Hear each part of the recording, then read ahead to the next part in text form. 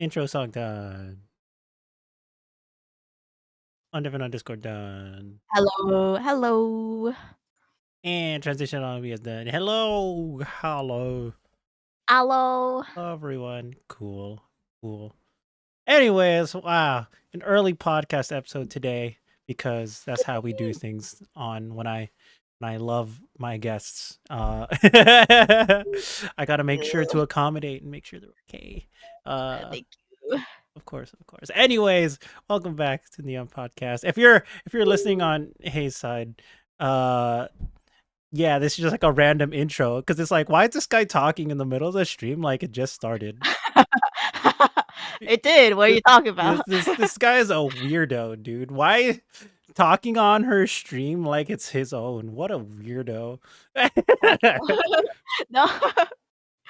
But yeah, anyways, hi everyone. If you're watching on my channel, or if you're in the shared chat and you don't know me, hi. I'm Neon. I'm that orange, very flamboyant look colored orange dude on your screen. That's me. It's my Woo, podcast. woo. The goat. No, Woo. me what? No way. Only sometimes. Only sometimes. Only sometimes. I am humble when I need to be. Oh, okay. Yeah. I joke. But anyways, yeah, episode 185. We have a new guest today. This lovely individual. I also didn't ask this, but I'll do this after your intro. But hi everyone. Hi in chat. Uh, would you like to introduce yourself, you lovely individual person Oh, here? yes. Hello everyone. I am Haejei.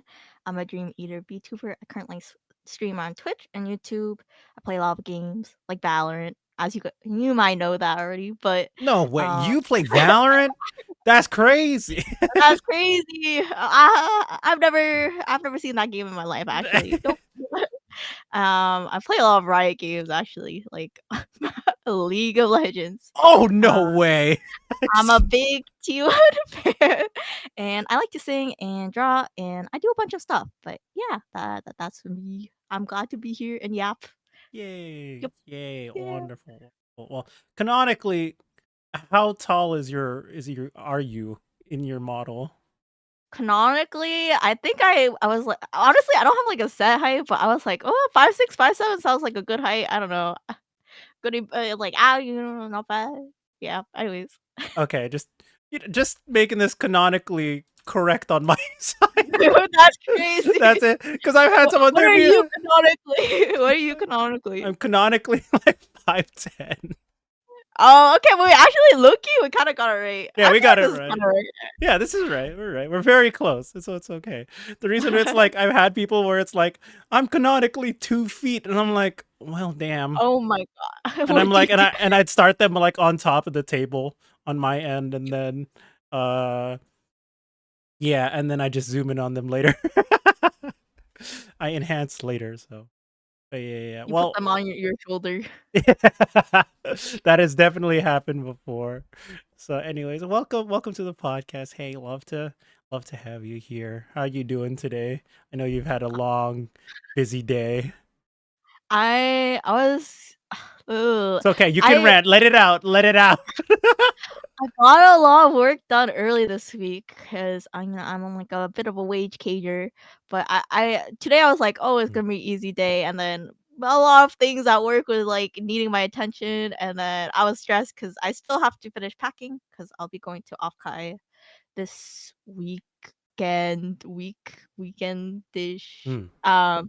And I had to do a lot of chores and packing and all that jazz. So also, my stream was, like, kind of acting up beforehand, and then I was, like, so stressed. I was like, "Oh god, nothing's working," but everything worked out. I'm here now. I feel happy. I'm trying to get my mind together. Yep. The classic, just not even just stream scuff, just the whole entirety of it all was just Life uh scuff. life scuff right there. Mhm. That's pretty well. Like I said, I'm happy to have you here. So I appreciate you making it through despite all of that. I was like making sure I rushed home. Well, not rushed home. I got home early enough to be like, okay, I can at least try and get set up so we don't start late, right? Thank But then I you. forgot something that I at work that I need for fucking Offkai. So I'm like, no, because I. No. So like, okay, so from I'm in LA. Mhm. For those who don't know, Offkai is in San Jose, which is North California, NorCal. So it's like a Right. 5.5 hour drive for me. But Are you driving? yeah, I'm driving up. I'm bringing up my Ooh. car. The not the Neon Mobile, but it has a different name. But don't worry about that. Um, it's like you see me driving around in San Jose, be like, oh shit, that one's Neon. It's like it's kind of it's don't say it's obvious, but it's pretty fucking obvious. And Oh, dang. I'll just be walking around and be like, "Huh, I think I know who that yeah, is." yeah, exactly. That's exactly what it looks like. It's not like I put my own branding all over my car or anything. Not a big deal.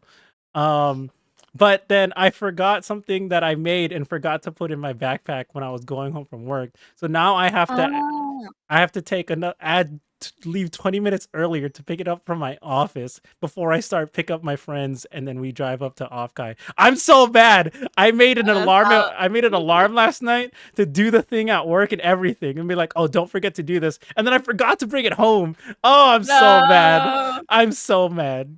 Do you want to guess what it is? You want to guess what I made at what simple very small thing I made at work that I need to bring? You made something like, you need to bring like, it's necessary for your trip. Necessary for my not necessary to live or anything, necessary in the sense of this is going to be my bit. This is my bit that I did last year and I'm going to do it again this year. Your bit. Is it like some kind of card or something? Did you Close. I It's don't a sign. It's a sign. it's a sign. What kind of sign though? Yeah, see, that's yeah, I don't know if you're going to get this. You want to take what kind of sign it is, and if not, you want me to just tell you after? What does the Is it like sign one of say? those signs that like, I know a lot of people do this at sometimes they'll do, like, free hugs kinda signs or, like is it like a rose sign or I don't know. Yeah. It's very close to a free hug sign. You know what it is? It's a free shrug sign. Damn it! Oh, oh, shoot. It's so fun because it's so innocent. You know, free hugs. I'm like, ew, people don't want to be touched, dude. No one really. Yeah. Very few people would actually want to get hugged, right? But Right. free shrugs. Oh, everyone loves free shrugs. They're like, "Shrug at me. Do Yes, your yeah, worst." yeah. Like I'll point. They'll see my. I can see them make eye contact with either me or my sign, and then be like, I point at them and I'm like shrug. They're like, yeah. I shrug at them. They shrug back. It's a great time. Oh man. So I'm gonna be. I did it last year as it was a overwhelm overwhelming success in my book. I was nervous at Mhm. first because I'm like, I'm wearing a self cosplay. No one knows who I am, and I'm gonna be wearing this free shrug sign. And I'm like, no, I'm good. This is a great time. I'm just having a good time with it. Yeah, I You're gonna forgot. do amazing king. Thank you. You'll see me if you see. You'll be Yeah. like free shrug. Yeah, that's gonna be me. So you'll see me around. Probably. Who Mhm. knows? Whatever. But yeah. So I'm in chat by the way, and hi other Hayes chatters I by the way. mean, Hi. We'll be we one of if you my guys. Oh, go ahead. chatters said that you're very handsome. Who? Liar. The Clack RO97. They said it in Korean, but I translated for you. Thank you. I appreciate that. Oh, I'm blushing. I'm blushing. I don't have a blush mode, but oh well. Thank you. But yeah, I mean, hey, I've known you. Oh, also, if you're in chat, feel free to ask us questions and stuff about like myself or hey or whatever. Mhm. I welcome it. I welcome chat activity. So commission a neon. Hey, do it, man. Do it. If you're paying for it, maybe I'll accept the On gifts. brand. It's on It's brand. on brand. It's on brand. Um, yeah. Hey, I've known you like maybe just over a year now, ish. I would Yeah. Yeah, say. I think so. We So met through the XCOM tournaments, yeah. right? I think, yeah. Yes. Yeah. You were the first. Were you the first or the second tournament winner? I was there was 2. I feel like I was There were. maybe I was the second one then. Hmm, Oh my god. I'm Now not I gotta sure. pull up the playlist VOD. Hold on. I don't think there Oh, was a there you Valorant go. tourney okay, thank you, Min. Min. Thank you, Min. Thank you, Min. That's my boss. That's my boss, guys. Yes. Hi, How, by the way. Did she play against? No, no, no. Valorant. They played the Valorant tournament. How? So okay. So I've not met you through there. So it was the second one. So Mhm. just last year. So I mean, and obviously you're VTuber streamer. I stopped by, say hello, and Yes, sir. yeah. I mean, I guess that's really how we met. I met a lot of people. I'm just like, hey, seems Mhm. cool, and she's good at games. I have to say No, hi. no, no. I have to No, say no, hi. no, I'm not good. Yeah. No, no, no. So it's like, come on, you don't win a tournament and then say you're bad. You know what I mean? Like you can say you're okay at the worst. You can't say you're bad. I'm okay. My teammates were really good. My teammates, it was a good time. Yes. Okay. Okay. Well, I guess we'll talk about that real quick because at the time, I don't think we ever did like champions interviews. I think we Oh, rarely that's did it, true. and maybe we Mhm. did like the posting, but I'm just quickly talk about it like a year ago, and because you play Valorant. Uh, I mean, for you, did you ever play in a tournament before?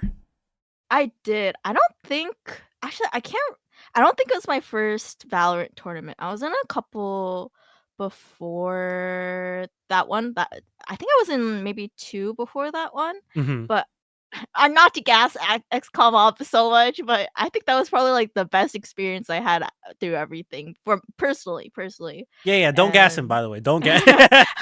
Don't. I feel like I always thought it was like, "Oh, I just had a good time, I had a fun time, not just because I won, but, I just had a good time in general." I I feel like I've had a lot of tournament trauma in the past, which is not always of other people's accord and everything, but I felt like the focus on our team was aligned. The organizers were always kind. Like I think everything just worked well that tournament, and of course we won too. So that I guess that was pretty good too. Yeah, I get that feeling where it's like when everything just starts clicking, it just becomes like a really good experience like throughout the whole thing. That Mhm. that's sort of how it felt when I played with my team and we ended up winning the league one, like the third or fourth league one, I don't remember. Um, Woo! but it was just like this feels good. I feel confident. I'm having a good time for the Mhm. most part, and when I'm not having a good time, it's like it's obvious, but like not Mhm. obvious to me, but in the sense that um like the team environment is not the best. It's not the greatest is what I mean. So, Right. I feel like that's usually the hardest part for a lot of tournaments, because I know some people, like, they do random teammates, and then there are some that are entered with their teammates, but even then, when you're gathering your, like, team for whatever you're gonna play, I feel like that usually determines how your enjoyability of the overall tournament is gonna be, because there's, like, a lot of different factors, I feel like. I don't know what you think. no, no, no. I agree. I agree. There's just so much going on, right? It could be like the format, the timing, the game itself, or even having Mhm. like a single teammate end up having to sub out, and it's like, oh dang, that sucks. Which I've had Yeah. before. Um, but I don't know. I think playing in a tournament setting for me is both fun and stressful. Uh, Mhm. because as a player, I'm like, I want to win. I want to Mhm. win. Like, I don't know if I'm the best, especially when it comes like because I've played in tournaments where like fighting game tournaments like Smash and stuff where I can't blame anyone but myself type of thing. Whereas like in a Mhm. team environment, it's interesting where I have to be like that leader. I'm his best team. Okay, how? Okay, me and How we apparently not apparently we made sweet love after we won. Oh, oh, Yeah. okay. No, it's Pride Month, by the way. Happy Pride, happy Happy Pride. Pride. Uh, yeah. Um, but for you, right? Was this the first? Like you said, you played in a couple tournaments. Was this the first one that you won? Yes, for sure. Okay, how did that feel for you? I'm just curious. I feel like the feeling of going to that tournament, I remember it was a little different because the other ones that I entered in, I don't think I was, like, that as determined of, like, what kind of mindset to have going into the tournament, Mm. but this one, 'cause there was one tournament I got pulled into because of a friend, and then there was another one I was just trying it to try it, I guess, 'cause I thought it would be a fun experience. Mhm. And then this one was I knew the people I was playing with.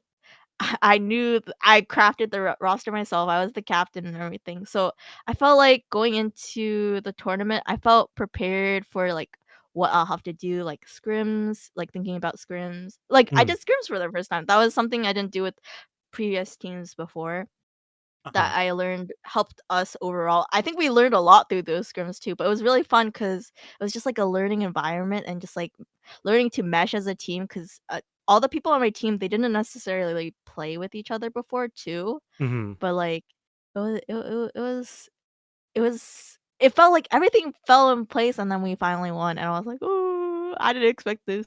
Yeah. Nice, nice. Well, wait, you screw man. Yep. Hey, look, when you got a team that you like, you end up screaming and it's usually a good time, typically. Mhm. So, I can attest to that. Well, I just wanna bring that up as, like, how we met, which was really cool. And I'm like, "Wow, she's so cool." Wow! Wow, teach me how to Valorante, please, onegaishimasu. I'll tell you once I hit a send it. I don't know if that'll happen though. Oh my goodness. Okay. Well, now that we've got like how we let's say met, but I guess it's technically how I met because it's like, just people reaching out. For Mhm. you, let's get into you. Okay, Mm. that's okay. About you. Sorry, that's very poor. I apologize. Um, No, no, no. um, tell me about yourself. So you're a Dream Eater VTuber. You have Mhm, you know, Korean American, lots of Korean inspiration going on here. I mean, mhm. what how'd you get here? I don't know where to start. Wherever you want to start about like your No, oh my design, god. you, content. I just want to know more about you. So for context, when I bring on especially VTubers um onto podcasts, Mm, I just especially for the first episode, I just want to get to know them because it's like I know mhm. they stream, I get a sense of their personality, but I'm over here saying like I only get to see so much of them. So this is my excuse to get to know people. My podcast is a sham, guys. It's an excuse for me to talk to people. So It's a good excuse, I mm. like it. Um, oh gosh. Maybe I'll start with how I got into VTubers overall. I Sure. think for me, streaming in general is something I feel like from a young age I've always like been interested in, but like the prospect of like showing my face was never something that I was interested in doing. I think if I were to ever envision myself back then as a streamer, I was just like I would be like a no cam streamer, a PNG streamer or something Mm, like mm, that. mm. But I think it was during around COVID time, a group of my university friends and I don't even remember how I think I do. Actually, I do remember. Okay, okay. I started watching, they're quite popular, Kanai and Kuzuha from Nijisanji JP. They Mm. were really into Apex Legends back then, I think. And I think I just clicked on one of their clips and then I think during that time as well, I was watching a lot of, like, seiyuu or voice actor, like, clips or videos. So, I think down that, like, algorithm, somehow I landed on the VTuber algorithm, and I was like, "Oh, what's this? Why do they have, like, anime portraits?" or something like that. A Right, and so right. I was watching and I got really into them, and I honestly didn't think about VTubing for myself for a while. But then me and my friends were getting into them and we're like, "Oh my god, what if we were VTubers?"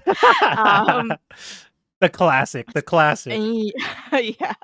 So, actually some of those people, like one of them, they used to be a VTuber, but, they started streaming as well, and I was like, "Oh, maybe I'll start streaming because I was in university at the time, I believe. So I slowly started to stream here and there. It was very, like, infrequent. I was just, like, playing League on my, like, MacBook, streaming on my MacBook or something like that.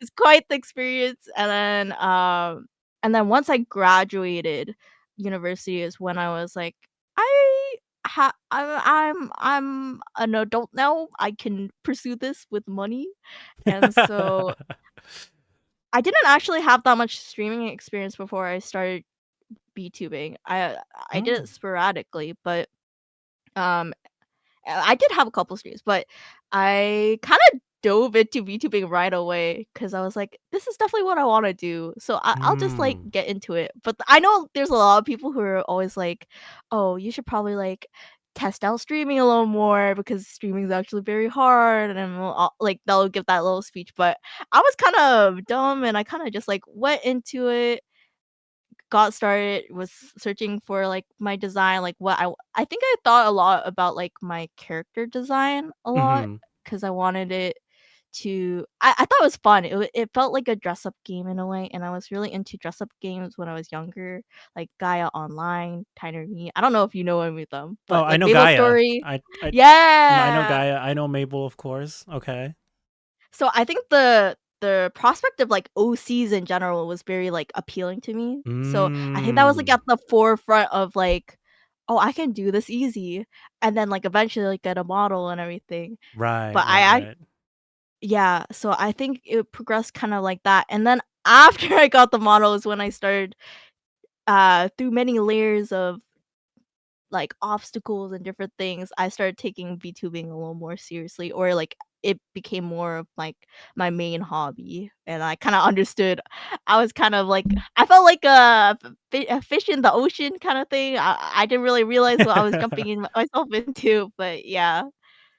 I mean, hey, that's a great way. It's like you felt committed to doing something that you thought you're gonna enjoy, right? It's like, oh yeah, you get to make your own OC, but not. Yeah. It's not just an OC. You get to be the whole OC type of thing. It's like you're not just Mhm. limited to just in a certain game. You can't really bring it out, and you could like brought it out, and that's really cool.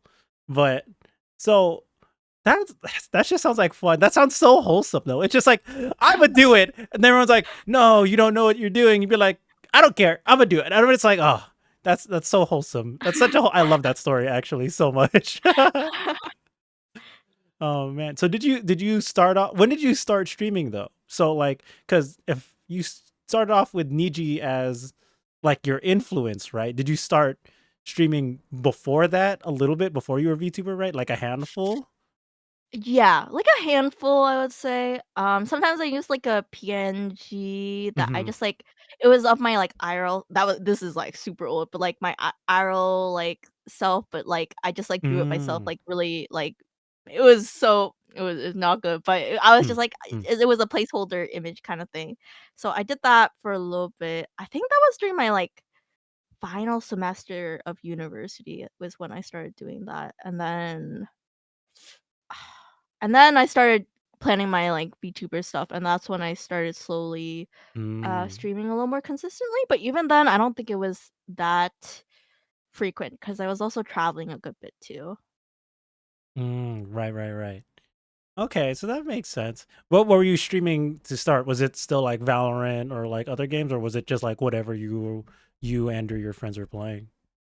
It it was League in the very, very beginning, and Mm. then actually, during COVID time, my friends got into Valorant, and at first I thought Valorant looked so ugly.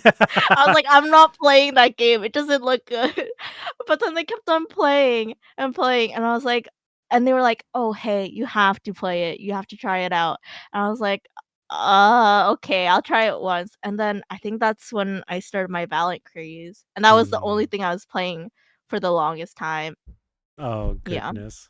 I'm very similar. Be like, I don't want to play this game. I'll it'll die out. It'll die out. Then your friends keep playing it and be like, fine. I guess I'll play. That's me with Apex now, guys. Oh man, but that's a good one. So you started for League. That was like you said, COVID times. Yeah, that is when everyone got into Valorant. That's true. Mhm. Um, that's that's interesting. So you've been in this space for a while then, no? Um, I w Okay, the thing is, I've known about VTubers for a while, but Hmm. in terms of just like being in the actual community and understanding the niches of the community, I wouldn't say I really understood it until I debuted maybe, and even then, it's like I was very, like, slow about it. I think I still didn't really understand it until, like, maybe after a year, I guess, so I I honestly still feel like a and I feel like I keep on learning new lore about, like, different things about, like, VTubing and the Utaite community and everything, Hmm. but, like, yeah, I feel like a baby. So then how long have you been in the VTuber space? So you said, when did you debut? If I can ask that then, so I could just get a Um concept. January 2023, I think, so it's been, like, 2 years for Oh, me, I okay. think.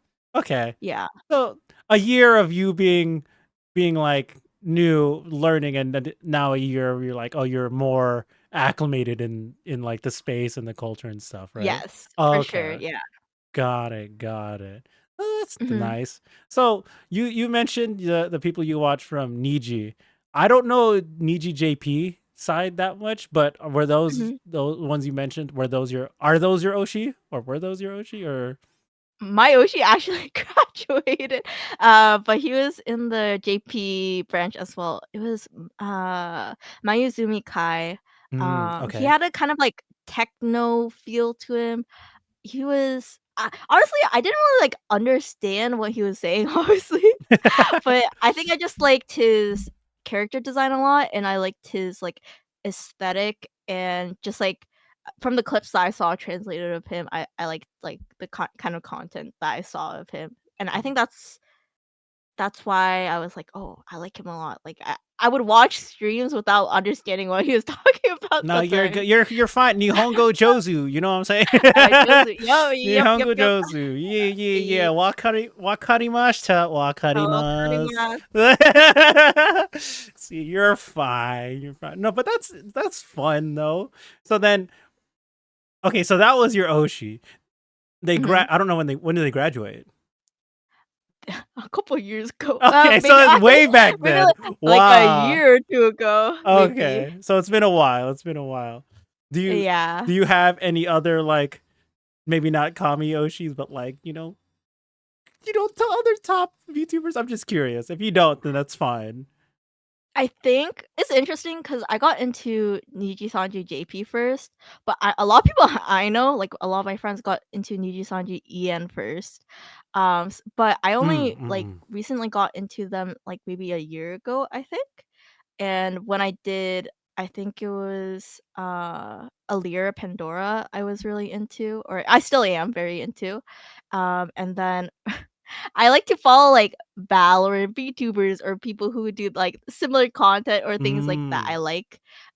So this is still along the Niji vein, but I do also like watching Clawmark as well. I like watching his streams, but there are a couple of other people I watch as well, but I can't think of them right now. I think it's because I'm Niji brain right now. That's fine. No, I get you, especially um because I started off as Hollow Live as fan, right, during COVID. Mhm. And I'm like, okay, and then Niji came out and I'm like, oh cool. Alira was one that I liked from the get-go. But then Mhm. it's interesting when you said you got into EN like later, like Mhm. only more recently when a company started exploding or imploding, and I'm like, Or oh, I'm sorry. I'm I sorry. got into them like a little bit before that. Oh Maybe no! yeah, yeah. Or like You saw the meltdown. uh, Oh. Oh. uh, Oh. yeah. Yeah. Unfortunate, unfortunate, but that's it. Okay, but that's cool how you started off in Niji. I know, I won't say very few people that I know, Mhm. but let starting off as a Niji fan, maybe it's just Mhm. my circle of friends. Starting off as a Niji fan is less common around my friend circle than either indies or Hololive. But then even less so, I would say people start off Niji JP, which is so interesting. I'm just like, Yeah. oh, you just found like this cool, you like their model and you're like, oh yeah, they seem cool. Yeah. I like that. I like Uh, that. Just hearing your stories of just like, oh, Hey is so wholesome. She's like, oh, I like that. I'm going there. Oh my gosh. Protect this I child, please. if I start liking something, I, like, go in deep. So and then I think I, like, laser focus on it a little bit, and so, yeah, I think that's what happened with each of the things. But then if something else picks up my interest from that same vein, I just go into that next. It's like a hole, and I keep on digging myself in. No, I get you. I get you. I'm that like every couple of months is what my focus is. It's like, Mhm. oh, I remember I showed you it's like, oh, I got into rap for like a couple of months. Um and I'm like, okay, I'm gonna start doing these open verses on Twitter with other VTubers just for fun. Um Right. and The other one was started shoutcasting, like Min knows, obviously. Like I made shoutcasting like a big part of uh my brand. I don't say I don't make it a big part of my brand, but I love doing it. So I'm just like, yeah, I'm gonna do XCOM. I'm gonna do XCOM for all the stuff that I can. Um, Mhm. but yeah, for you, what are some of the things that you hyper focus on? That's so we had Valorant, okay, so we had NeeGJP. What were some of the other things that either you worked on recently or just in general that you can remember that you like doing? I'm just curious. A lot of my viewers know, but I really like T1. Oh, okay. I like how you have to start it off sounding like that. You're like, actually, I really like Um, T1. Mm, okay, so T1. Okay, I remember you obviously mentioned this earlier. You're a big T1 fan. I feel like you've been playing League for as long as you've been making content. So like pre-COVID. So yeah. obviously T1's been, a legacy in itself. When So I want I to have let's to go. Let's go. Let me like lay it on me. I have to like preface so I got into VTubers around like COVID Okay. era, right? Right. But before that, the Hey before that, a freshman Hey, a freshman Hey, slash high school, like senior year high school Hey. That's when I fell into the legal. As many people do around that time, which is understandable. Go on. And so that obsession for League went through to senior year, and then I went into VTubing, and then and Valorant, and I kinda, like, stopped playing League at that point because I got a little busy as, like, a college student does or whatever, Right, right, thinking right, right. about the big world and all that jazz, Of but course. then VTubers became my next fixation in a really long time because I hadn't been that into League recently, but T1 always stays in my heart, like, never co always comes, never goes. Yep. Okay. So then this begs the question, what season slash year did you start playing League? I know the exact year, but I don't know the season, It's the but same I started the playing year and the season's the same number. It's Oh, okay. oh, oh, perfect. Started playing season 17 then. I was Okay. pretty late. Seven. Um, Got it. mhm, Okay. mhm. Okay. So then season 7, T1 has a couple chips under their belts already. Where was it like Korean Pride? You really thought Faker was cool? Who was on the 17 roster at the time? Oh, I can tell you. Wolf? Was it Wolf at the time? Yep, Wolf, Bang, Hoonie, Bang. Blank, Peanut, Faker. Yeah, there it is. Come on. I don't know. I think Bangy was 26 or 2016. I don't know if he was Kid there left at at the point 7. for military. He was in Yeah, military. see, she knows the lore, guys. I'm over here. That's when they back to back, I believe. Oh no, was it? No, they did 2015, 16. 2016. No, yeah, I was gonna say that's the year they didn't repeat. Okay, Yeah.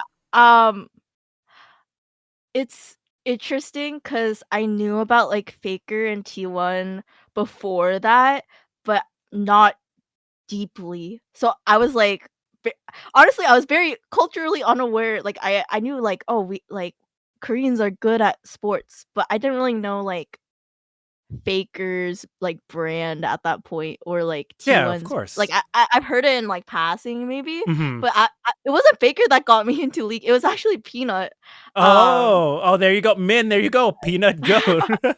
that's my goat, that's my Oshi. But, I was on YouTube and I I was like a Let's Play kid, and then, like, just watched a lot of Let's Me Players back too. then. Yeah. We can talk about that later, but okay, go on, go on. And then I guess I clicked on one of the I think I used to watch this all the time, but today on the Korean server, I they used to translate a lot of T1 clips. It might have been them, but it could have been someone else. Mhm. But Peanut had a lot of clips that time 'cause, he was just really funny. He's a really entertaining streamer and, like, he's good looking too. So, like, as a girl, like, I was like, "Ooh, eye candy. Ooh, kiss." And so I started watching him, and then I gradually got into League because of him. And then on my birthday that year, I got all of my IRL friends to play League during a sleepover. What the heck? And, we played a bot game for, like, an hour because we didn't understand actually how to play the game. You've made all your friends download League is insane. Yeah. Oh my gosh.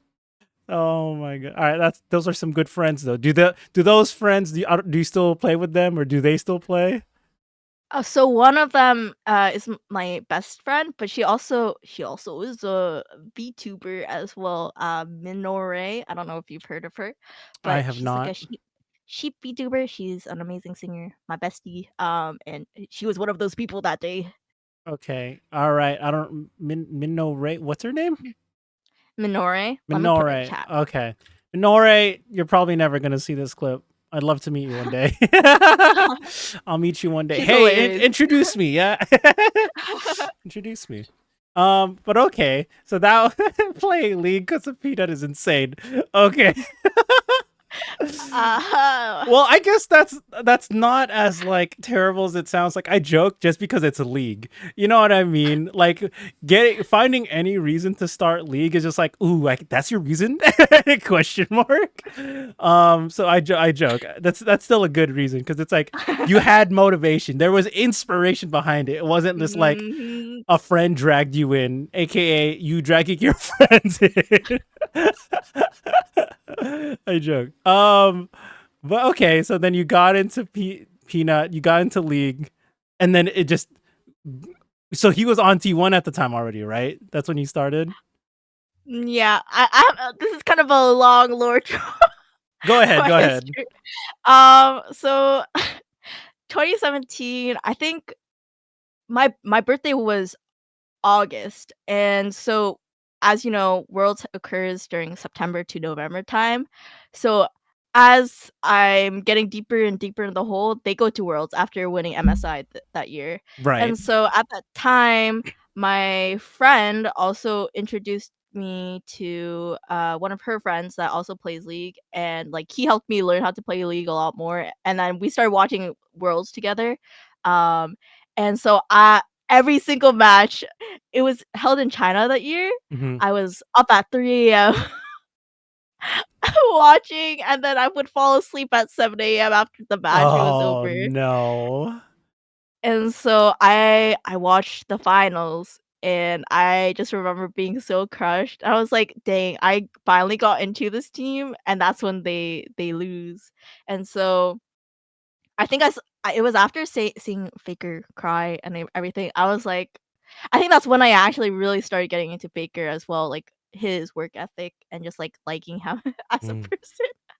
And I just really like that roster a lot. I love Toonie, I loved Wolfang and everyone else. And then I was learning so much at the time too, because there's like renewals and it's not common for players to stay every single year. They usually change rosters every year. I was like barely understanding that. I was like, surely Peanut will resign in my head, but he didn't stay. He actually left and Mm. rejoined his like some of his Rocks Tiger teammates. And so I was still deep into League in 2018 as well, Hmm. and I was so deep into it that, my sister wanted to go on a trip with me, Hmm. like a sister trip, and she's like, "Oh, where should we go?" And then at the same time, that was around May, and if you know, like, May is around MSI time. Uh-huh. Go and that on. year it was held in Europe, Oh. more specifically in Paris and Germany. Um, so I so I have family that lives in Paris. Oh, that's We nice. we we were gonna visit them because it was a good suggestion, but, the dates didn't align with when they would have been in Paris, but I suggest my sister was like, "Oh, maybe we should visit another neighboring country." And I was like, "Oh, what about Germany?" Germany. Hey, what about Uh, this one? and I thought my sister would, like, be like, no," or "Why would we go?" Or, like, because I also explained to her, I was like, "Oh, this is happening during this time," but she was like, "Oh, Germany is not a bad idea, actually." And I was like, "Oh, okay. Sounds good." And so we went to Oh Germany. my I only goodness. got playoff tickets, or playoff ticket or the play-in tickets Yeah, yeah. for, like, one of the days. I think Flash Wolves was playing and Gambit, some really cool teams, like Maple was there and everything. It was such a surreal experience, but I didn't get any tickets for a group stage, and my favorite team at the time, competing with T1 because T1 didn't make it that, year to MSI, Mhm. had Peanut on that team. It was Kingzone, I believe Kingzone was on that Oh, team, Kings, and yeah. so, um, I asked one of the staff women when I was leaving, uh, or while before I was about to because you got to take photos with the players after their matches, so, I got to take a photo with Flash Wolves and Gambit, I believe, Mhm. but there was a woman, like, staff woman that was helping. I was like, "I didn't get tickets for tomorrow," which was the first day of group stage. Is there any chance you guys have, like, extra tickets or anything?" Because it was sold out. And the studio in Germany is actually very small. And she was like, "Oh, I am not sure, but I would probably, like, come to the studio and, see if anyone, like if you can come in or anything like that." Oh, okay. Um, and so I was like, "Oh, okay." And so I was kind of debating because, or actually, yeah, I was kind of debating whether or not to actually go because it was actually my last day in Germany as well. So I was like, maybe I should actually explore a little bit or whatever. Mhm, Um, mhm. but that same day at night, me and my sister went on a beer tour. Um, and actually, we didn't have the time to eat any food. So we got very drunk very quickly. And then we went back to the hotel and I remember this night clearly because we didn't eat any food and, it was really bad on our stomachs and everything. My sister woke up first, I heard her throwing up in the bathroom. She Oh, came out, I no. I went in, I threw up, I came out, she went back in, and then it kept on going on like that till, like, maybe 3 a.m. or something. Oh, no. But during that beer tour, while we were going back to the hotel, I was like, "You know what? Truck it. I am going tomorrow." And my sister was like, "Yeah, you should go. Like, you should subscribe." So after I threw up at 3 a.m., I slept for like maybe 3 or 4 hours, got dressed, or no, actually, I slept till 11, maybe a little later, I think. But I went to the studio by myself. I was kind of a scared solo traveler at the time, so it was a big thing for me, I Right. suppose. Mhm. Um, and I went to the studio and I saw there was a group of guys there already, and so I was like, "Oh, it's cooked."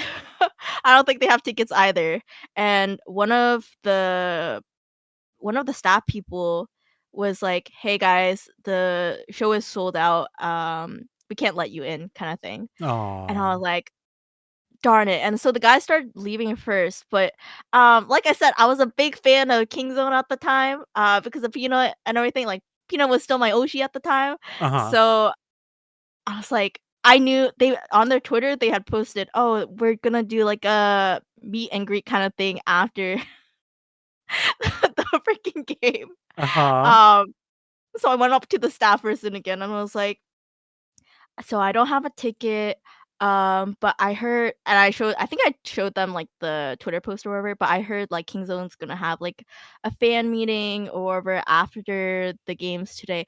Is Right, there right. any way like, I don't have to be inside to watch the games, but can I at least, like, meet them after? And they were actually really kind, and they were like, "Oh, yeah, sure, that's totally fine." I was kinda surprised, but Aw. I was like, "Oh, okay, that's cool." And so I was like, "Okay, well, they didn't even start the games yet, so what should I do?" Right? Because I think during group stages, they have, like, 5 games that day or something like that, 5 like, I had Yeah. a good 5 hours on my hand or something like that. 5, 8 hours? I don't know. But, I was like, "What do I wanna do for the rest of the day?"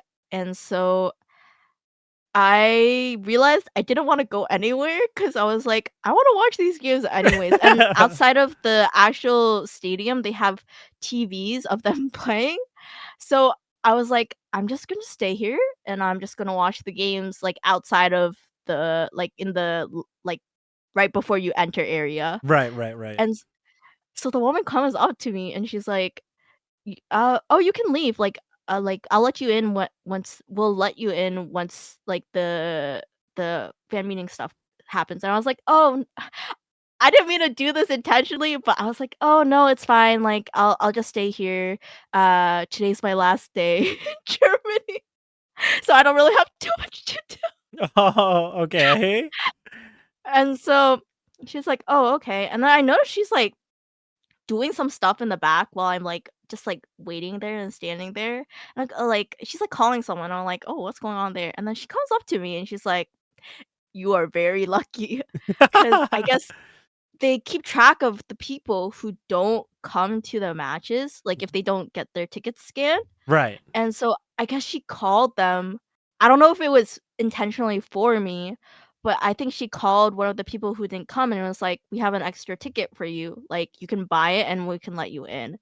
And so, even though there were guys ahead of me that arrived earlier, I was able to go inside and sit. I think the game was already kinda started. It was like Team Liquid was already playing versus someone else, which was kinda surreal to see, and I could see all the casters and everything, which was cool. But I went inside, I sat down, I, like, watched everything, um, and I was honestly, my legs were kinda shaky. I was like, the adrenaline hit. I was kinda fangirling that. I had a little sign like King Zone X, like, fighting or something like that, and then Aw, I was like, I love you, Peanut," or something like that on my that's side. cute. That's a good story. Yeah, and so they won that day, and then I could take a I also so they played against RNG that day too, and Mhm. so I guess they were doing the fan meeting for both teams, so I took a photo with RNG, which had Uzi, Karsa, Xiaohu maybe at the time. Yeah, I Shahu. forget some of the other people who were on RNG at the time. I took a photo with them. I obviously hid my sign because they also lost that day, so I kind of felt bad. I felt like it was a little BM, but then the moment of truth, I took a photo with Kingzo and Peanut. I was so shy. I didn't even say much, but like all the other like I think Prey was really friendly. Be- Uh, who was it? I'm forgetting. Gorilla was also really friendly as well. Mm, It was a good time. It was a good memory, and nice. that's how I succeeded as a fan for Peanut. My time meeting him, and then Hey, that's what's up. yeah, yes, sir. It's kinda long story, but, and then ever since then, though, I've been a big fan of just, like, Peanut and T1 in general. Okay, okay. I like that story a lot. It's like, man, you said "fuck it," and then you went. I'm like, "Oh, it's a good end there's a good ending to this story. Yay! Eh, Yeah!"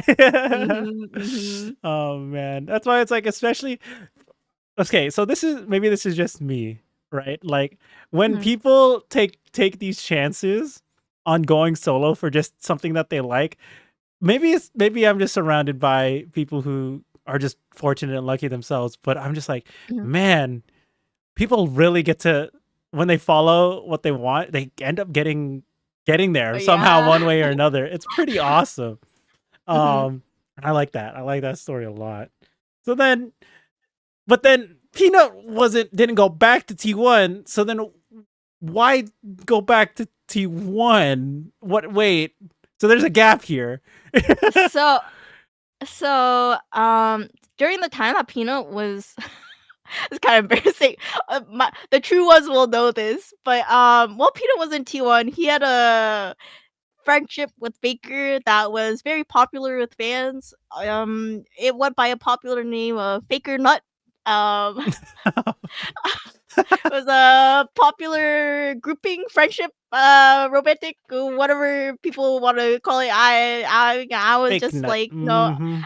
I just like seeing them together interact. I thought they were cute, and so that's when I got into Baker. And then after his loss in 2017, I started really enjoying him and watching his streams because one of the ways T1 was really ahead of their times was they were streaming on Twitch, which not a lot of other Korean teams did. Right, they So it was didn't. very accessible to watch them, and it was accessible to watch them on other platforms. But for me, like I usually go on Twitch to watch streams. Mm. Um, so I started watching his streams a lot, and that's when I started. I kept on following T1 in 2018 because I still really like the team a lot. Like I like Wolf, I like Bang, like I liked the characters that were in the team. But as you know, 2018 wasn't a very good year for the T1 people. Um, was yeah, It's okay. It was their low we it don't was talk our about lower it. year. Yeah, it's okay. Yeah, but I think it's because of that, because of I got into them right before they could actually, or like I got into them after they succeeded. I never truly got to see them succeed as a team like while I was supporting them. I think that made me cheer for them even more because of how invested I was in them in Ah. 2017. I wanted them to succeed basically. And Oh, so okay. You like the storyline. Okay. yeah, Okay, I that's think good. the storyline, like, I think if I was, like, it's possible that if I had started cheering for them in 2015 and 2016, I might have felt, like, a lot different, but I think it's because I wanted to personally be able to see them win while being with them Right, right. rather than all their Okay. previous accomplishments, but, 2019, they didn't end up winning. 2020, they didn't end up winning. It was a rough time, and I was just like, God damn, and, like, I think every time though, like, it's just, like, watching Baker, like, trying to struggle to win and everything really Mm. got me into it, and then, honestly, during that time, I think maybe it was during the 10-man roster, I think that's when I Oh, wasn't yeah, jeez. Okay. I I wasn't as invested in T1. I think it's also because at that time, college was also a little busy too, so Right, I right. was kinda dealing with a lot more responsibilities than normal. Um, but I honestly, I got introduced to, like, Keria and Gumayushi and Owner and Zeus a lot later.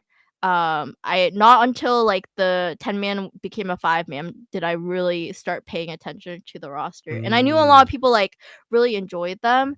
But like 2022, I honestly wasn't really paying attention that much. I think it's I also graduated around that time and that's when I was starting to BTube and everything. Right. But I think it was after watching the 22, or I was still cheering for them every single Worlds. I would always, without a doubt, come back for Worlds. Mhm. Um, but then I remember I was so angry. One of my friends, he was cheering for DRX during the finals match, and I was like, "No, T1 deserves this more." Uh, and they had it. They were up 3 points or whatever. They shoulda won, or, was it 3 points? Maybe 2 points, 2. up 2 points. It was 2-1, I think, or and then they lost the 4th one, and then it became Silver's Grace, and I was like, "Oh my gosh, this cannot be real." I remember watching. Like, my biggest regret is not going during that time, but maybe it was a good thing because they ended up losing, and I felt so crushed. I was so Oh. sad. Um, but I think that's why in 2023 I started paying attention to them again because I think Like, Carrier you caught had my more interest. time. Yeah, Right. and then also during the spring season that year for 2023, they did insane. They were insanely good. Um, or was it 2022 that they were insanely good? I can't remember. Everything's blurred now. But I remember they had that track record, and I was like, "Oh, I need to pay attention to them more." And so watching Worlds was the best feeling in my world that year. Uh, New G's, them winning, and then I started getting into so I was still a Faker fan, still a Peanut fan, but I started getting into Owner. Owner, that's an interesting one. I know people Uh, like Carrier, people like Guma and Faker. I don't know anyone who's be like, oh yeah, I like Owner. People like they're like, yeah, I like Zeus more. Owner, you're the first. mhm. You're the first. I think, like, because I was older, because when I started playing League, I honestly even now, I Mm. don't think I have a good understanding of the game overall. Yeah, I know what CS is. Oh, yeah, I know what jungling is, but, like, I if you ask me to explain why someone did something, like, I don't know nothing. But then I think with my limited knowledge, watching Owner play I was like, "This guy" I don't know, something in me was like, "Oh, this guy's actually really good, like, he's a really good jungler," and I think knowing T1's past, their junglers have always been criticized a lot, I feel like, Right, even right. Bengi. But then, like, when I was watching his matches and everything, I felt like he was very consistently good and a very smart player, Hmm. and then I don't know, the fact I think it's also, like, the fact that I don't think he is recognized as much that made me, like, start cheering for him even more. No, I get you. I get Yeah. you. He's definitely Um Owner is definitely probably one of the more in terms of personalities because Faker doesn't have to talk, but he has the aura. You know what I mean? Mhm, mhm. Carrie is like the energetic little brother. Uh, Uh-huh. Guma. He's like the older brother type, Oh my just because god, yeah, it's because he's just yeah! Guma God. Zeus is like The literally baby. the yeah, but then Owner is just like this is me as a casual fan, right? Owner's just there. Mhm, like like he has like good one-liners type shit mhm. in game or in interviews what I've noticed, especially when he's playing Worlds or something. But he's like, he started off as a fan too. That's why his name is Owner, not supposed to be Oner, but whatever. English is hard. Oh, I'm Um crying. but this it's just interesting because you know, like you said, when you see a player, you're like, oh, you just know, even if you're not that Mhm. well versed into the deep mechanics of the game. It's just you just know. You know what I mean? Right. Mhm. So that's what it is. Hearing your story about being a T1 fan, like reminds me of me during my early league days too. But your peaks are so much higher because your team actually consistently goes to worlds Yeah. and won like 5 times. So it's If like you it's become a not T1 fan, you fair. will regret it. It's not fair, you know what I mean? It's like I have the same feelings. I know these emotions so well, but my team doesn't even exist anymore as an organization.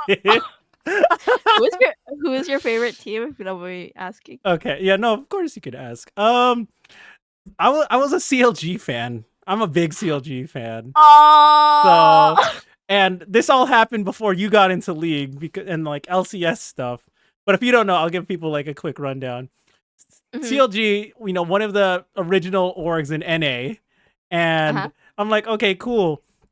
And I started playing League in season 2, so 2012, and at the time esports was taking off, like multiple Mhm. esports. League happens to be one of them, of course. But Right. everyone around me was like TSM, TSM. I'm like, guys are so annoying. What do you guys? God, I hate them. I was a hater, so by default, Uh-huh. I started liking their rivals, CLG. But then I also, Oh my god. but then I also like their bot lane. Like I really like their bot lane, Double Lift and Aftermoon at the time. Still one of my favorite bot lanes of all time. Mm. Right? Like, And then Double Lift joined them. yeah, yeah, yeah. Hold on, hold on, hold on. There's more. There's more to this. So it's like, oh man, damn it. They keep losing. Why do they keep losing? I hate when they win, when TSM wins. But then, and then, how close to them?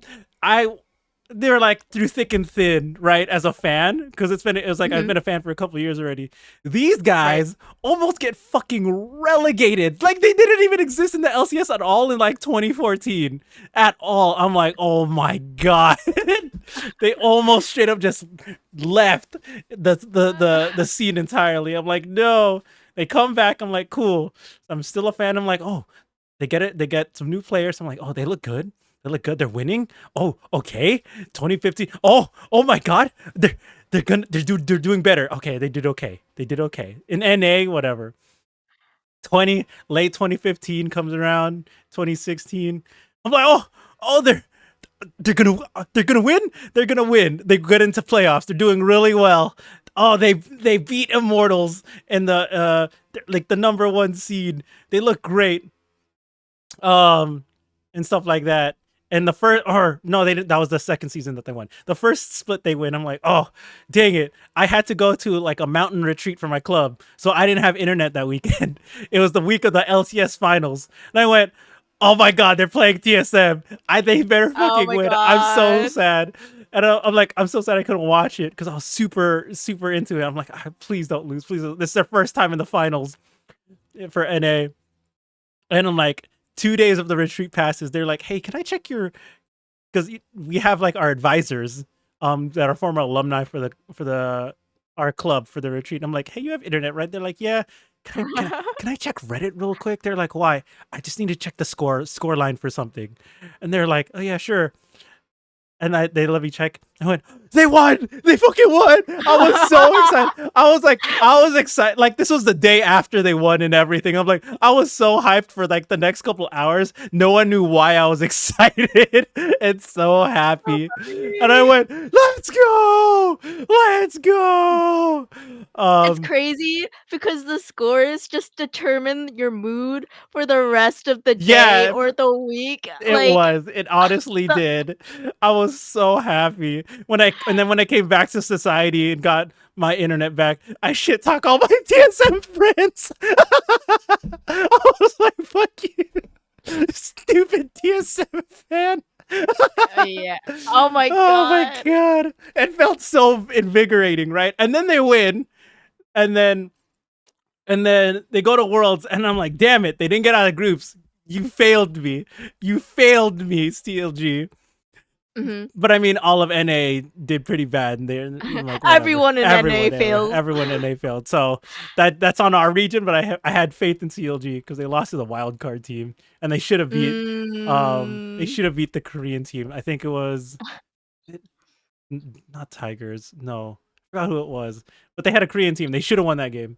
Samsung? It might have been KT. It could have been KT Samsung? What year was this? 2015 Worlds. Oh, I think it 2015. Hold on, let me look. Is it 15? Hold on. It was Korea. They should have beat Korea. No, not Korea. China. No, just Uh, kidding. No, these are the seedings. The groups were Coup. It was supposed to be Coup Tigers. Cool. It was supposed to be Coup Tigers. We were supposed to win that game because we beat Flash Wolves and then we lost to Coup. We threw the game and then we lost to Pain and then we didn't make it out of groups. I was so mad. Dang it. But anyways, that's yeah, that's the roster. I think they had. Did they have the peanut on that roster? I don't remember. Yeah, I think Yeah, they did. yeah, because Unless it was before they turned into Rocks Tigers. Yeah, yeah. yes. So He was, like, really baby back then. yeah, He he was was. so young. So He was si 16 maybe? 16, 17, 16. He was like a baby. see, so that's where your baby boy starts his journey against my shitting on my team at Worlds. And then just like you, right? It's like they come back, they're the best team, they continue their thing. Doubleless leaves. I'm like, I Yeah. thought that shit was a meme. Like, no, he was serious. He left. I went, no. And then who else You're like, left? "Where's he going? Yeah. Where is he going?" And then we lost Pobelter. Pobelter was like my favorite mid laner, especially because I didn't like Bjergsen. And then I'm You don't like, like Bergson? No. hey, as a TSM hater, it only made sense. Okay, okay, I get it. I Right? understand. Like I fed into the rivalry. So then we had Huhi and we had 6A. I believe that 6A, Huhi was cool. And let me also say this. A lot of the champions that I play are because of Uh-huh. CLG players. Right? Aw. Like I picked up Bard and Thresh because of Afro Moo. I picked up a ADC because of Double Lift. I became a shot caller in League because of Afro Move.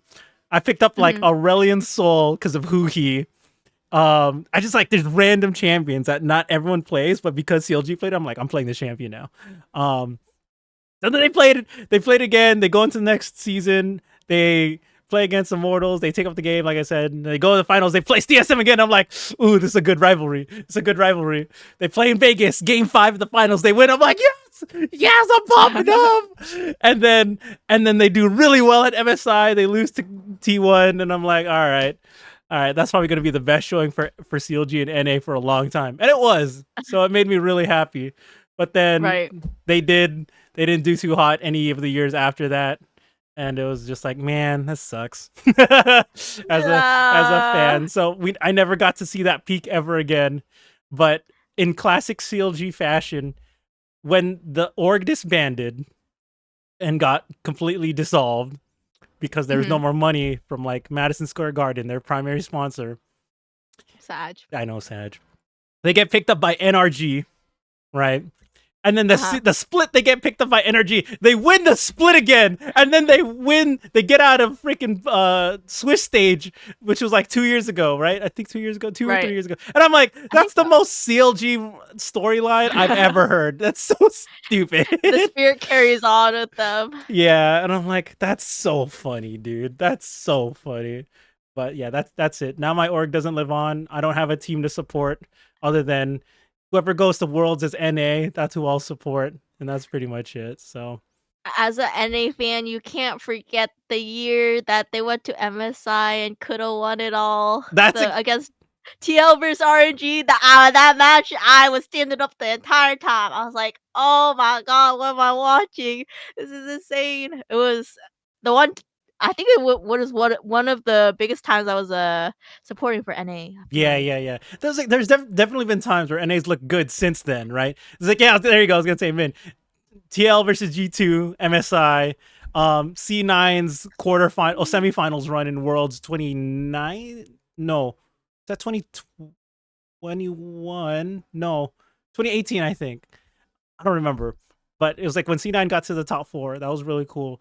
But then it's hard because it's like none of these are my teams, and I'm just like, yay, go Yeah. NA, yeah. I like shitting on other regions just because they're not NA. But I don't know. I just hearing your T1 story, I'm like, man, it feels reminiscent because it's like that's how it feels to be a competitive sports fan. You know what I mean? Like that's how I am Mhm. right now with the Dodgers and Shohei Otani. If anyone's into that, I'm like, that's how I Yeah. feel. I'm like, yes, I get to root for my home team. They're good. They're fun. They have one of the best players. I love them. So, and after like years of not caring about the team, and yeah, so I don't know. League also as a gamer, I'm like, okay, that's why I'll retire quote unquote as a competitive player. I'll go back to playing, being a shoutcaster, and I will only be called up if I'm needed, but and pull myself by the bootstraps to play in a competitive scene again. I've won once, couldn't defend the title, but hey, that's just how it is sometimes. You got the crown, king. Don't worry. Exactly. I am validated. I have been validated in my skill, so that's all. That's what matters. But yeah, yeah, yeah. I love hearing it as someone who's both younger than me, both in the scene as an age. I'm just like, oh, it's so wholesome. Go on, hey, fly, fly, go with your T1 Uh, wings. I would like to meet Faker one day. Yeah, I I need can't. to thank him. I need to meet Faker and he give me the thumbs up as Yep. the thumbs up I photo. I need to take a photo with him. That's the goal. Oh man. And also, like you said, you know how you said like, oh, you fangirl meeting players? That's how I felt Mhm. about so that's how I felt about meeting players back in the day because there were so very few Uh-huh. of them, right? I'm just like, oh my! Yeah. There was an old video that I don't think I can recover right now at all because Mhm. it's on a dead laptop. Um, there's a video of me, and because I'm in LA, we have Anime Expo. A bunch, Right. and LCS is here in LA too. So a bunch of the players would go as a group and go Uh-huh. to Anime Expo. I'm like, oh my god, it's you guys! I'm freaking out. Ah! There's a video of me going, oh my god! in like super fanboy voice. I'll be like, "Oh my god, CLG, it's CLG!" My friend who's like next to me, like, "Why don't you go say hi and ask a picture?" I can't. I'm too excited.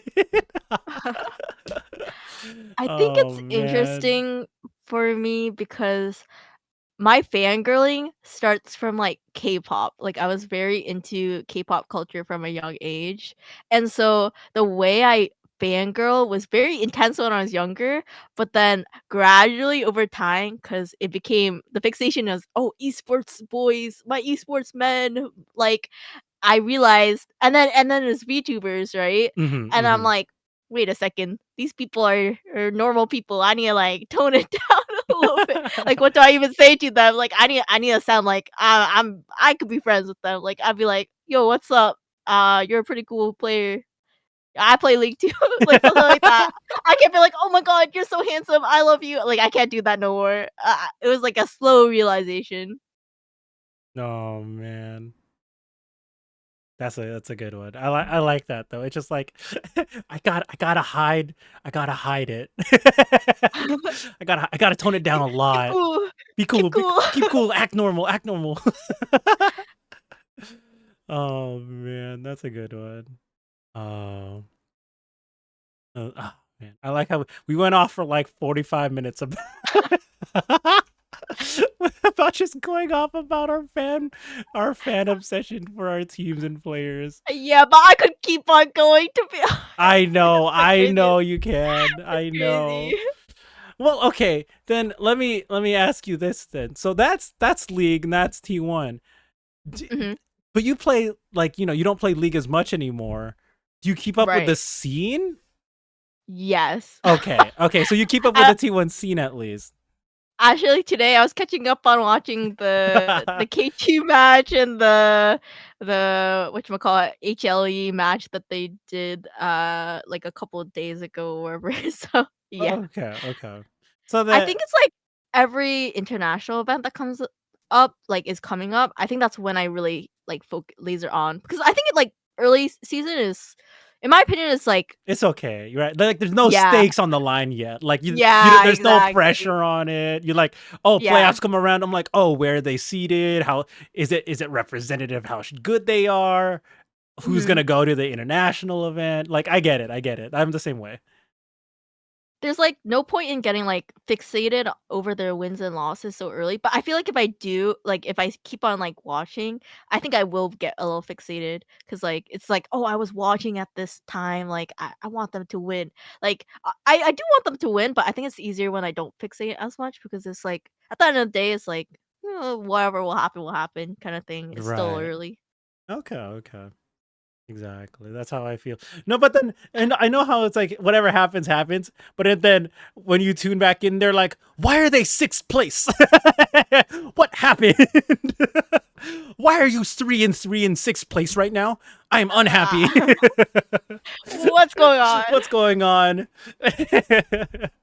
That's how I feel when I don't tune in and be like, what the heck happened?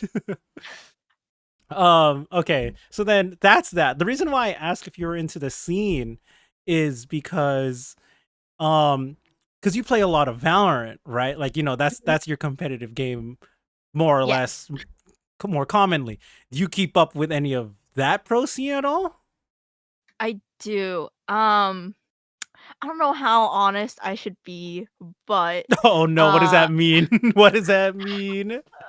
I think, um, I don't know how to explain this, but I think between, like, Western esports culture and Eastern esports culture, Mhm. I think the way they treat their professions is a little different, and Mm, mm. so, um I think I feel this a little more with Valorant, but I don't feel as supportive of the NA teams specifically as a result, and I usually lean towards, like, Asia or EU. I think it's just, like, the professionalism, I think, in NA is a little different, but I do have, like, individual people I am fans of, but I think, like, the organizations, I'm not necessarily always rooting for someone, or, like, a Mm, org. mm.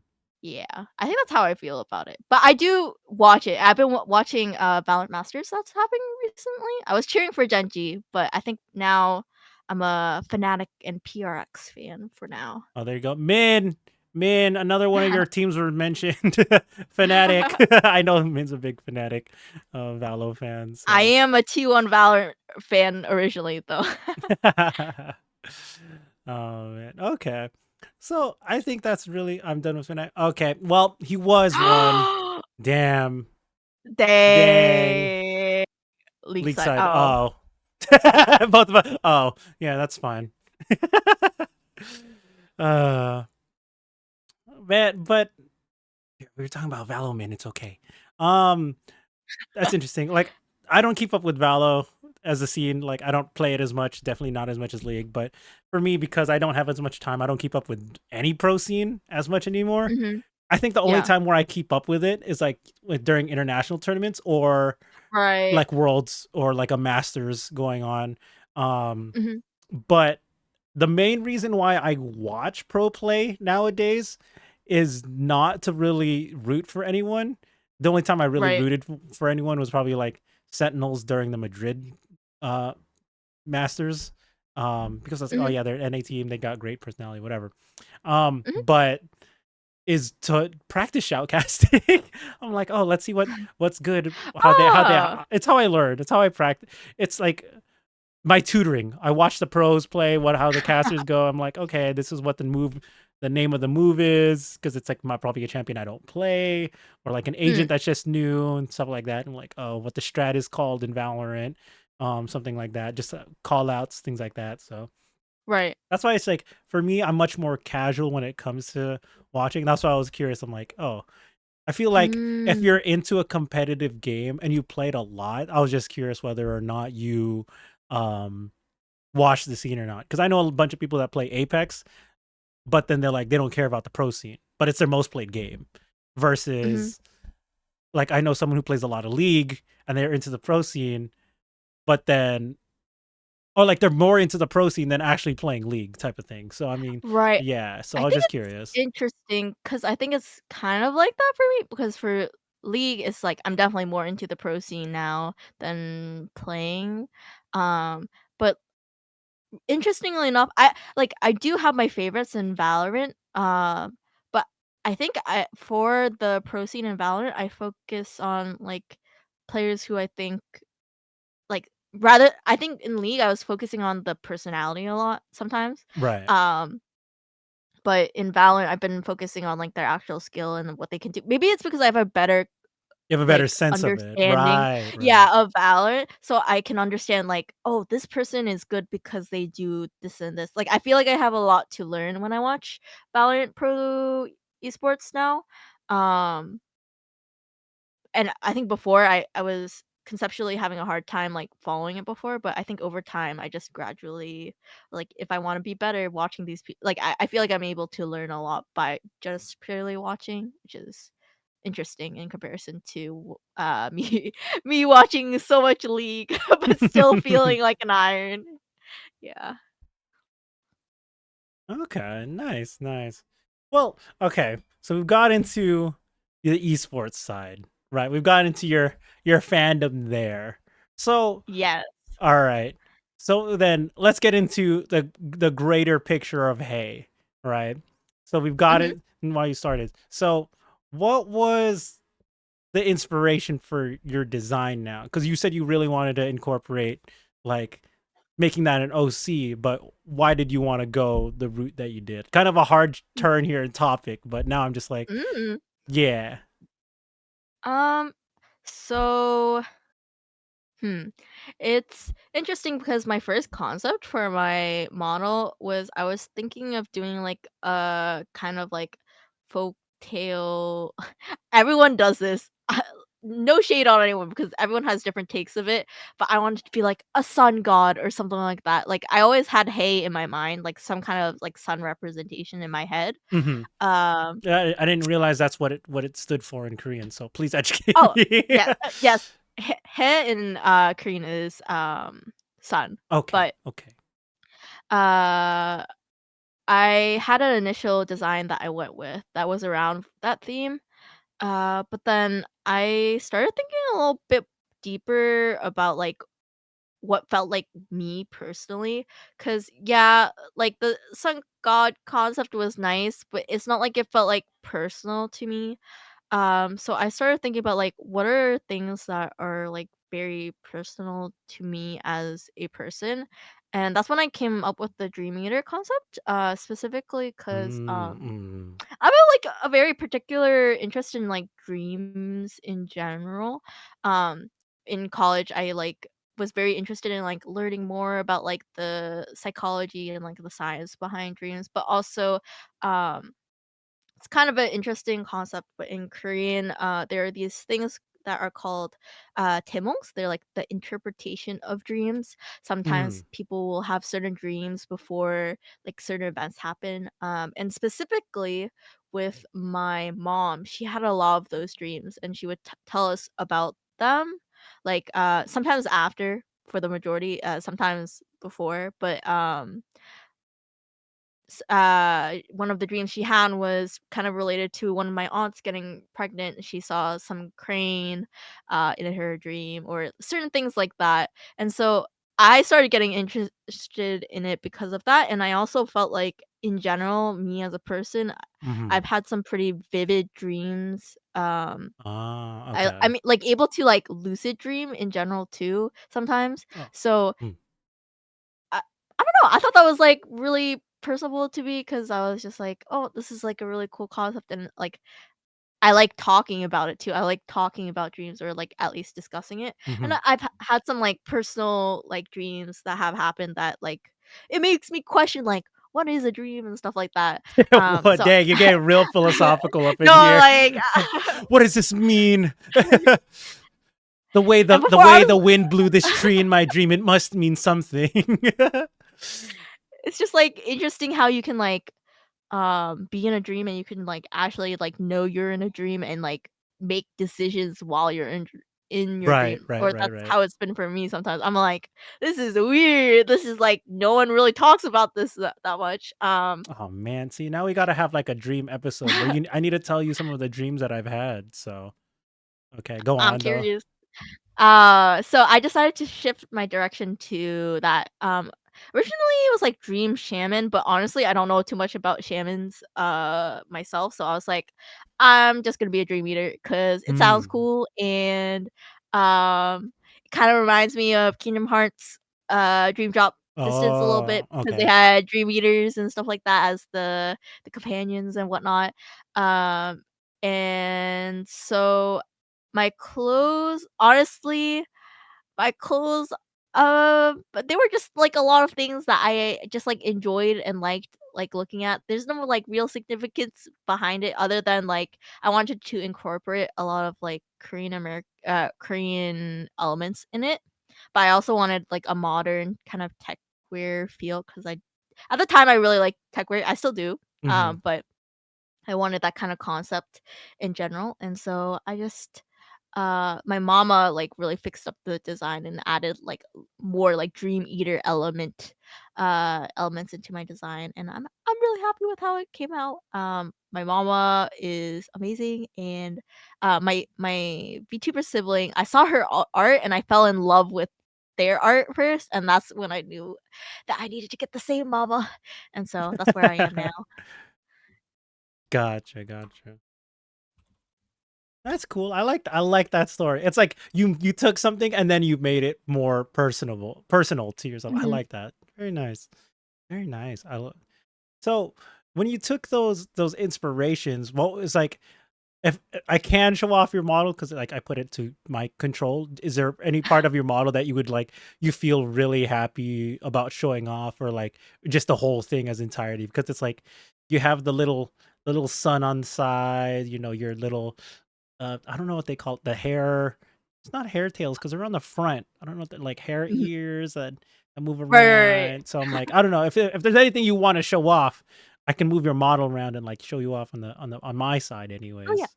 So Mhm. I okay, so for my model, I think the main thing is probably like so there's the coat that's over my main clothes, mhm. but it's based off of the Korean traditional clothing. It's called the hanbok. Um and so there's this photo shoot that one of these idols, really popular K-pop idol, her name's Suzy, she Mhm. did, and it was like a translucent hanbok, basically, like the sleeves were translucent, which isn't common for hanbok, basically. But I really like that idea of playing with it. Um, so that was, like, a really important element that I wanted to incorporate into my design, and like, I had, like, some idea of it, and then my mama obviously made it better and everything, and then the coat over that is based off of, a K-drama. I don't know if it's an actual, like, Korean kind of I think garment, I think it might be, but, there was a specific K-drama that I watched, and I really liked this. They had a similar, like, coat, it's definitely a little different, Mm, mm, but I liked having it on my shoulders, so I was like, having these 2 together, I think, is, like, my ideal, and so mm, I think those are probably the most important elements to me, and then, like, my mascot, I drew myself, and it's supposed to represent, like, Haejei, because it's a sun, and then the nose is like a J, so mm. yeah. Very nice. Okay, okay, I like that. Let me I haven't seen your full model, so I'm just gonna go ahead and just go through it respectfully, of course. Yes, yes, feel free, Oh, feel okay. free. I don't think I've ever seen this. I like how you have one full like legging sock and then like a just above the knee sock Oh, yes, yes. That was my mama. Genius. and the purple boots. Look, as someone who likes anime girls with offset socks, I like that design choice a lot often. So Thank you. yeah. Oh, I threw my hands up in the air like my model was gonna do something. I'm done. Yeah. I'm holding them up too. Yeah. Woo! Woo. All right. Well, we'll start wrapping up this episode. We'll talk about a little bit more, and then we'll have like a post podcast show where, for those who Mhm. don't know, I asked Kay to an attempt Uh, to do her best ara ara because as a uh, first time podcast guest, that's what I ask most, if not all, my guests to do on their first time. It's a one time bit. It's a bit that's always been part of the thing. So um if you want me to do it in solidarity with you, I can. So that's all. But listening, yes, Min's always here for the first time gets. what the Min heck? Min knows the bit. I don't know if he actually knows the bit, but I mean, is there anything else that you want to talk about before we wrap up the recorded episode and we'll just chat a little bit more for the post podcast episode? Uh, Anything at all. It doesn't have to be related. We're going to off guy. oh, that's true. Oh That's yeah, true. that's true. I mean, we could Just also talk about it in the post. So who knows? I don't know. Whatever you want to talk about. uh, uh, maybe my VTubing journey a little bit, if that's okay. Of course, yeah. Go ahead. Floor is yours, fam. I would love to hear Okay. it. I feel shy. Sorry, um, let me go ahead and pose this. So tell me about your VTuber journey. Does that make it any easier if I pose it as a yeah, question? yeah. I think. I guess the reason I want to talk about it because I feel like a lot of VTubers can probably empathize with it, maybe potentially. Um, but I feel like my motivation for VTubing has changed a lot throughout the years. I think initially, I think in everyone's head at some extent, they wanna make it big, whether Mm, by mistake or intentional. But I think for me, when I started VTubing, I just want I've always really just, like, enjoyed the idea of having, like, a community, just, like, mm, people watching me play games. I think that was a very big motivation for me to start streaming, in general, other than just, like, VTubing too. But then I think as I went along, I maybe it was burnout, maybe it was just, like, me not being able to prioritize it as much. I began seeing VTubing as definitely more like a hobby, I guess, mhm, just, like, mhm, streaming when I can, not stressing out over it. I guess maybe when I debuted, I did I think I noticed and it was quite unhealthy too. I think I did fixate a little bit about, like I don't think I was, like, too deep into, like like networking and just like trying to grow like rapidly and everything like that. But I think Right. I still paid attention to it. I think a lot of people pay attention to it, whether or not they like it. But I didn't. I really hated that because it made me feel very like icky. I don't know. It's just like I wanted to enjoy just streaming, and I did do that before, but felt like I was like in my, even though I didn't want to, my mindset was like, oh, I have to like entertain people. Like the concept of that was kind of like it didn't feel right to me or whatever. So for a while, Mm-hmm. I was I was just like hobby streaming for a majority of last year, I would say. Um, Even though I hadn't even debuted that long, but not that important. But I think it wasn't until I s- I had uploaded like a T1 reaction Oh. video to Worlds in 2023, I Uh-huh. believe. Uh, and it actually did really well, surprisingly. And so I think somewhere down the line when I had started streaming, I think I lost sight of, like, what kind of content I wanted to, like, produce, and I think that's why I was so lost because I was very based off of Valorant content, but then I realized, like, personally, I don't watch that much Valorant content. I don't, like, watch Valorant people, Right. Okay. like, I did have a phase, but their content wasn't something I personally wanted to produce, and I think that led me not wanting to, like, be a content creator in, like, that aspect, I guess. Um, but then after the T1 video did pretty well, I was like, "Wait a second, I do still love T1. Wait a second, I do love reacting to stuff." And then I think after that, like, my mindset kinda changed a bit. I was like, "I need to start, like, doing things that I feel very passionate about as my, like, avenues of, like, success in a way." I don't know, it's, like, weird, like, cause I was like, "Oh, this did really successful," and it was in my head to, like, "Oh, like, I wanna" like, I guess to an extent, I was like, "Oh, it would be nice if I could do pretty well." Mhm. But, um I think I got confidence to move forward because it did well, and so I think it changed the way I perceive myself and just, like, what kind of things I wanna produce, and then, as a result of that video, I did, like, this fan song cover, Mhm. where I rewrote the lyrics, to fit kinda like T1's narrative, for 2024, Worlds Damn, you made a 2024. parody Mhm. cover? A fan parody I cover? Damn, you were Mhm. in it, dude. You were I I was lost in the sauce, but I think I realized, like, wow, like, things like this are making me very proud of, like, the things that I'm producing. Like, I can look back in this, even if it doesn't necessarily have the views, and I'll be proud of it because it's still something that I'm very passionate about, and so I think ever since then, I've been, like, focusing like, I'm very passionate about singing and getting better. I'm very passionate about, like, things I'm personally invested in,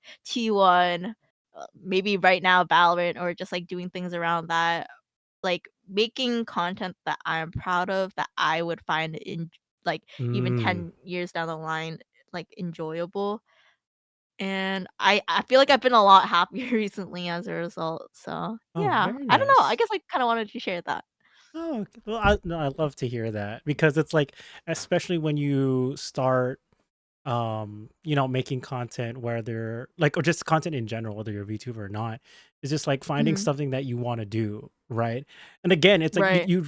yeah, and not to make this about myself too much because it's your journey, but it Mhm. reminds me of like, oh, for me, like, what did I want to do? And like, I've had Right. those shifts of not necessarily in content, but these side projects Mhm. that I wanted to do. And then we see in chat like Johan says it's like, oh, I've been there. Hi, Jen, by the way. Um, and it's just that reigniting of like your passion, what you wanted to do, right? And like Right. for me, it's like it's recently been like music and like working on that, but I've been burnt out, so I haven't been working so many projects. But before that, it was Mhm. like I really wanted to get to know the people. That's why Right. in 2024 I made it one of my goals to be like, okay, I'm gonna hit. 170 episode or no 180 episodes or something on the podcast. So I did like Right. 40 episodes that year. It was like the most I've Mhm. ever did. So when I Right. hear you getting into that content type of thing, it's like it makes me happy. You know what I mean? Because it's like you're not necessarily doing based off the numbers. It's like sure you can think about the numbers, but for you it's like I'm glad that you're getting back into the enjoyment of it all and that type of Mhm. things. And it's like I'm not here to be like, "Oh, I know more than you cuz I've been here longer." Hey, no, I'm just like it just makes me happy and I'm like I want to support y'all and really like see y'all just have fun while doing it because it's like no Mhm. one's it's not the content that hurts people or like mocks anyone. It's here you're just having you're Right. here for a good time. And like I'm all for that type of stuff. So yeah. It really brought me back to, like, me as a kid watching Let's Play videos because I think streaming is very different from, like, regular YouTube content in general too. Right, I right. feel like with streaming, I find streaming very difficult because it's like the people have to be on at the same time. You have to like I think there are a lot of different factors that can make someone successful as a streamer, but I think I was able to find happiness with like YouTube and like going back to my roots of like I enjoyed Let's Play videos because it's like about games I really enjoy. It's about like the personality of whoever is reacting. Like it's like the people who like those things will congregate to those kind of videos, contents that you produce. And so I think it was very much more like um it was more like attainable to like satisfaction was more attainable through that kind of form rather than streaming. Not that I hate streaming, but like I think I just realized that and before I was very more focused on Twitch for sure. So it was a lot of learning, I suppose. Gotcha. All right. Well, that's I love hearing that. So keep going, hey, keep going. I'm here for you. Let's go. Thank And you. also, when you said I remember we talked about like you said the Let's Plays. I'm like, oh yeah, I used to be a big when I say big Let's Player fan, I used to watch a lot of those type of videos. I'm like I grew up on the internet. I grew up on YouTube. I was Yeah. raised on the internet. And that's why when I finished uni myself, I tried making YouTube videos for a bit. I went, and this takes a lot of effort as a one man team to get all the different content that I want to make. Editing was like a pain.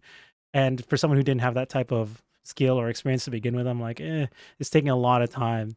So then that's when I Right. just switched to streaming because I'm like, I can just Mhm. turn it on, and if I get content out of it, I get content out of it, and like it was Yeah. just and for you, I understand like it's harder in the sense of like the community sense, and that kind of like engagement. But for me, it's just on the opposite side of the coin where it's just the ease of it. I can just turn it on, Mhm. press start streaming, and hopefully, minimal scuff and everything's okay.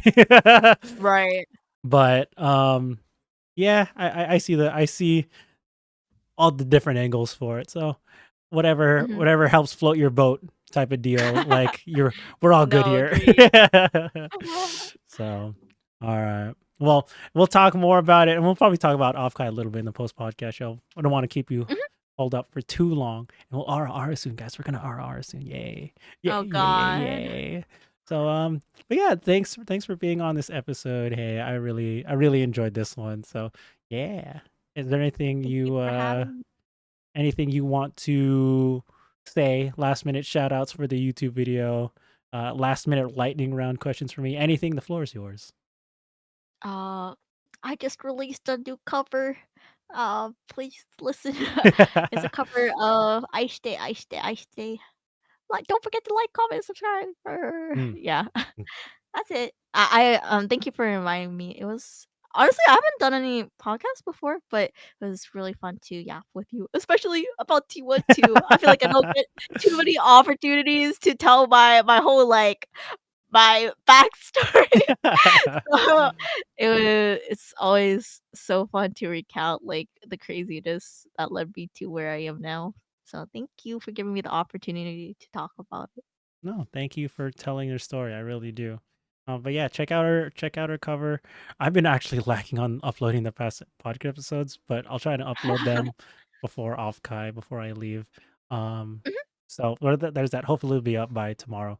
Um, but yeah, appreciate you being here because I like you being on the podcast so much. You are welcome to like what's the word? Re-invite yourself, self-invite yourself to a podcast Yay! episode if you ever want to be back, or like you'd be like, oh, you think this person would vibe with me, and we'll have them on as like a third guest. So typically, I have like VTuber intro episodes as a solo episode for them, but Mhm. I'll also have two guests at a time is also the typical fashion for me as well. After it's like that intro episode, so This is my solo debut. the solo debut. Woo! Yeah, that's why you're here. That's so you and yeah, so check out Hey, or if you're watching on Twitch, uh Check out Neon. yeah, her channel is in the channel. Otherwise, if you're watching on YouTube, good job watching all the way through. And go check her out. I'll post her song and her channel into the description as well. Oh, Terra Knight, thank you for the follow. Appreciate you. But yeah, well now we'll go on False Podcast Show. And so say bye YouTube. Say bye YouTube. Hey. Bye, YouTube. Peace. Don't forget to like, comment, Oh subscribe. no. Woo!